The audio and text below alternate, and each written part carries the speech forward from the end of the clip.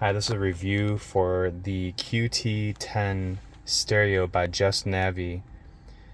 This unit was purchased off of AliExpress and I paid roughly $280 for it. It looks great. It's a 9-inch screen. I've had it for over 2 months now and I've been very pleased with it. I give it a 9 out of 10, maybe even a 10 out of 10. It comes with this frame and this bottom panel, so it looks very factory OEM style. It really looks factory. You have digital controls like any tablet or smartphone inside of the unit that you can manipulate volume and brightness and all that, but you won't need to because your steering wheel controls easily bind up with it using a pre-installed app. When I boot this unit up in the morning, I usually have Android Auto on already. So this is roughly what it looks like for me. I have my navigation, my music playing, or podcast with Spotify. You get all the normal apps that Android Auto gives you. It's a very snappy, responsive unit. This has 8 gigabytes of RAM. It's an 8-core CPU, 128 gigabyte hard drive.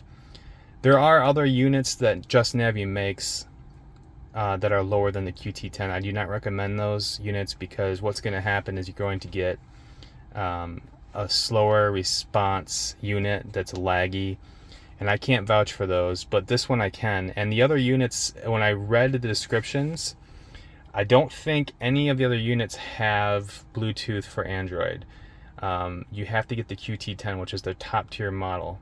So I wouldn't skip out on this. It's already super cheap, $300 roughly, not even $300 to get this thing. Comes with all the stuff you need to install it. You pretty much just plug and play. And you know, there is one or two things when you're installing it you need to know, like there's a resistor, but I won't get into that. I just want to show everyone what this looks like and how it works and how responsive it is. You got your app drawer.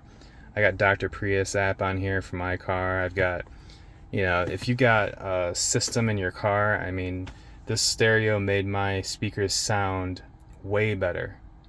And I just have stock speakers, but if you had like an amplifier and some subwoofers, I mean, you have got a plethora of just so many settings. It's ridiculous. I don't even know how to work a lot of this stuff. I just have it set on a preset rock right now. I liked how that sounded, but yeah, so you have everything on this that a smartphone or a tablet would have, and of course you have a radio. I guess I should show that. The radio works better than it did with the stock one. Don't know why, but it does. So I mean, there you go.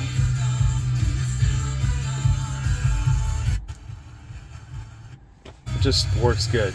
Also, I don't know if they're still doing it, but mine came with a backup camera. So I'm gonna go back into Android Auto here, and you'll see when I play something here, it silences the radio. Anyhow, though, so I can control this with the steering wheel controls. I can hit next song, and you can program the mode and everything on your steering wheel to do whatever you want the unit to do. It's really cool. This has the Google Voice detection, so you can ask it questions and tell it to navigate places. It's just so convenient. So yeah, other than that, I highly recommend it. And the only downside to the unit that I can see is it doesn't have a physical dial for the volume. But I use my steering wheel controls so often now, I'm already used to it. It's not really a big deal. It's really not. And like I said, you can go into the screen and adjust it there too, which I don't really do, but it is an option. And it's a snappy, responsive unit. It just does what you want it to do. It's got an IPS display. It's high resolution. You could watch movies on this thing easily, and it would just look great. There's a lot of features on here I haven't even tried yet. You can change like the themes of the operating system, but like I said, I usually just use Android Auto because it just works great. You can do phone calls, and when I get a text message, it reads it to me, so I don't have to look at my phone, and I can respond with my voice and all that.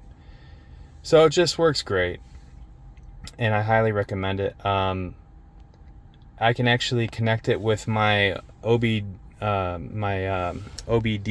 connector for my car down here, and it will actually read the real-time RPMs and car information, check engine light, stuff like that. Since I'm in the hybrid, it will show battery data, like if I have a bad cell, battery performance for the hybrid traction battery. So it's just really makes this car look modern. It gives it a nice look, and it performs just as well as it looks. That I can vouch for. So anyhow, let's see, is there anything else I can show about this? So navigation looks really cool. You can full screen that.